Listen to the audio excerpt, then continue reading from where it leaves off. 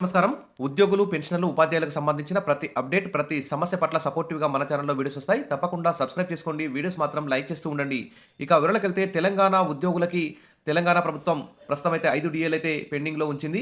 ఇక PRC report కూడా తెప్పించుకోవాల్సిన అవసరం ఉంది. ఇక ఇతర పెండింగ్ బిల్స్ ఉన్నాయి. కానీ ప్రతి నెల దాదాపు 4 నెలల నుంచి 700 కోట్ల చొప్పున దాదాపు 3000 కోట్ల పెండింగ్ బిల్స్ కూడా ప్రభుత్వం విడుదల చేసుకుంటూ వస్తుంది. ఇదే తరహాలో గతంలో ఒక డీఏ ఇచ్చింది. 6 నెలల తర్వాత మరో డీఏ ఇస్తామని చెప్పి ఉద్యోగులకు రాతపూర్వక హామీ కూడా ఇచ్చింది కాబట్టి, ఇప్పుడు దాదాపు డిసెంబర్‌తో 6 నెలల గడువు కూడా ముగిసింది కాబట్టి, నూతన సంవత్సరంలో తెలంగాణ ఉద్యోగులకు తెలంగాణ ప్రభుత్వం మరొక డీఏని ప్రకటించే అవకాశం ఉన్నట్లు ఇక్కడ సూచనలైతే కనిపిస్తున్నాయి. ఇక్కడ చూద్దాం.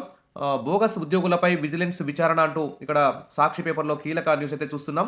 ఉద్యోగులు లేకుండానే ఖజానా నుంచి వేతనాలు పొందుతున్న కుంభకోణంపై ప్రభుత్వం పూర్తి వివరాలు సేకరించింది.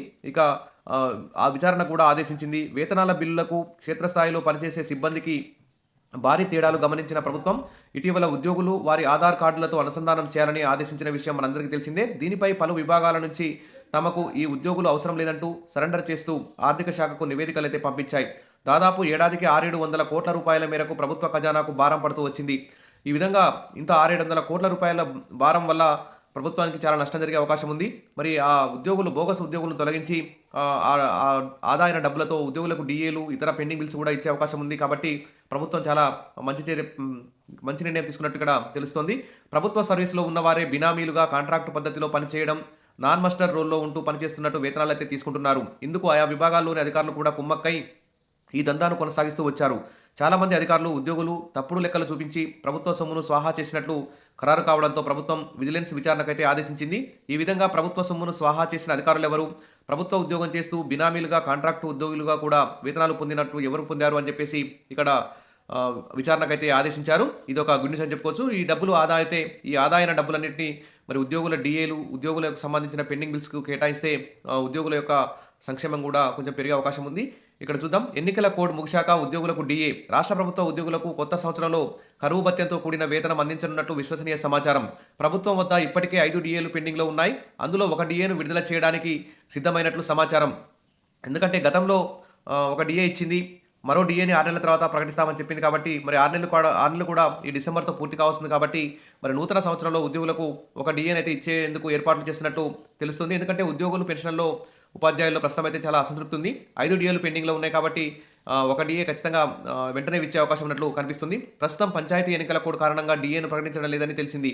ఎన్నికలు ముగిసిన వెంటనే ఉద్యోగులకు 3.64% కరువు భత్యం మంజూరు చేస్తూ ఉత్తర్వులు జారీ చేయనున్నట్లు తెలిసింది.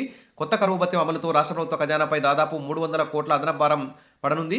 ఇక గ్రామ పంచాయతీ ఎన్నికల కోడ్ ముగిశాక నూతన సంవత్సర కానుకగా ఖచ్చితంగా ఉద్యోగులకి ఒక డీఏ ప్రకటించే అవకాశం ఉన్నట్టు తెలుస్తుంది. అదేవిధంగా పీఆర్సీ రిపోర్టు కూడా తెప్పించుకోవాలి. తర్వాత పెండింగ్‌లో ఉన్న ఇతర డీఏలను కూడా బడ్జెట్ ఫిబ్రవరి చివరి నాటికి బడ్జెట్ ప్రవేశపెడతారు కాబట్టి ఆ బడ్జెట్ నాటికి ఖచ్చితంగా పెండింగ్ డీఏలన్నీ పూర్తి చేసి తర్వాత కొత్త పీఆర్సీ కూడా ఈ బడ్జెట్ నుంచి ఉద్యోగులకి అమలు చేస్తారని చెప్పేసి ఉద్యోగులందరూ కూడా ఆశతో ఎదురుచూస్తున్నారు. ఏది ఏమైనా ప్రస్తుతం అయితే 5 డీఏలు పెండింగ్‌లో ఉన్నాయి కాబట్టి ఒక డీఏ ఇచ్చి చేతులు దులుపుకుంటే మాత్రం ఉద్యోగుల్లో చాలా అసంతృప్తి పెరిగే అవకాశం ఉంది కాబట్టి కనీసం 3 డీఏలు ఇవ్వాలని చెప్పేసి ఉద్యోగులు, ఉద్యోగ సంఘాలైతే ప్రభుత్వంపై ఆశతో ఉన్నారు. ప్రభుత్వం మరి కీలకమైన నిర్ణయం ప్రకటించాలని చెప్పి అందరూ కూడా ఎదురు చూస్తున్నారు. ఇక బడ్జెట్ వరకు పెండింగ్ డీఏలు కానీ, పెండింగ్ బిల్స్ కానీ, తర్వాత పీఆర్సీ రిపోర్ట్ కానీ మొత్తం కూడా పూర్తి చేసి ఉద్యోగుల్లో ఉన్న అసంతృప్తిని తొలగించాలని చెప్పేసి ఉద్యోగులు, ఉద్యోగ సంఘాలు అయితే భావిస్తున్నాయి. ప్రభుత్వం మరి ఆ దిశగా చర్యలు తీసుకుందని చెప్పి ఉద్యోగులకు మరి ఉగాది పండుగ నాటికి ఖచ్చితంగా మంచి గుడ్ న్యూస్ వస్తుందని చెప్పేసి ఆశిద్దాం. Wish all the best. మరిన్ని అప్డేట్స్ కోసం మన ఛానల్ని సబ్స్క్రైబ్ చేసుకోండి. వీడియోస్ అయితే లైక్ చేస్తూ ఉండండి. Thank you.